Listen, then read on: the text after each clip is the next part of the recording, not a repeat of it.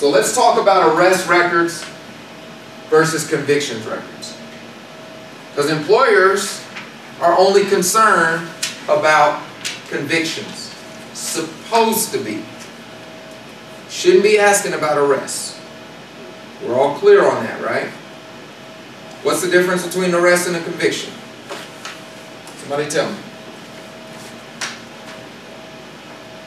You get picked up for a traffic violation and somebody else used your name and it's not you, you can prove it's you, and then you have that initial arrest, but it's right. not you, so you never got thrown out. Yeah, right. You never got sentenced, convicted, found guilty of, right?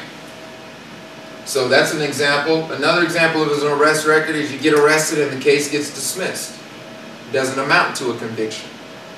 Well, it may still show up on your CBI report. So, CBI records check.org or com. Sorry, I don't know that off the top. CBI records check.com for that $7 background check is a valuable investment. So, arrest records may be unreliable. That's one of the reasons why they're not being used. They shouldn't be used. Convictions. It's only supposed to go 7 years back if it's ran by a third party. So most companies contract out with someone to do their background checks, right? If that's the case, those third party consumer reporting agencies, which is the same agencies that maybe pull our credit for like lending institutions, they're held to the same rules. They're only supposed to go 7 years back. Does that always happen? No. So we need to be clear when we're working in back to the business development, job development. How clear are you with those employers that you're working with about what their background checks? And here's the thing, and I'm not afraid to tell clients this as a means and mode of encouraging them and giving them confidence. A lot of times, the HR person has their hiring matrix, that yes, no, red, green thingamajig that gets sent to them from the back. They don't know all the details about the offenses. They don't. And so our clients usually go in to an interview more informed than the HR person is about the type of offenses they have. And that can work for them, and that can work. How might it work against them, Sheila? Because they share too much information. Right. What does that look like?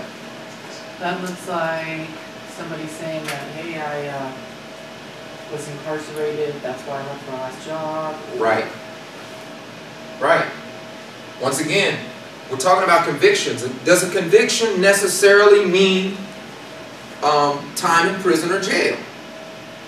Does it mean that? No. You get convicted and go home. You get probation.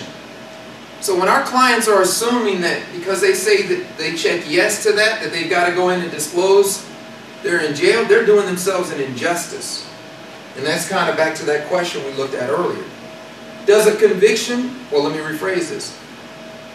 What about probation and parole? Does a conviction automatically assume you're on probation and parole? You get time served. So we're trying to get to the root. Where do we start coaching our clients at who have offenses? At the conviction. At the conviction. Depending on their circumstance, we may have to go into details. I'll tell a client in a heartbeat who has a 3-year employment gap because they were in jail, came out and did an inpatient program, went back to jail, came out and did it, or then did an inpatient program, and now they're sober. To be in that interview, I'll coach them, Bonnie, to say, you know what? You're right, Mr. Employer. It has been a while since I've worked. But over the last 3 years, I've been focused on maintaining my sobriety and rebuilding my family. I talk about being in jail.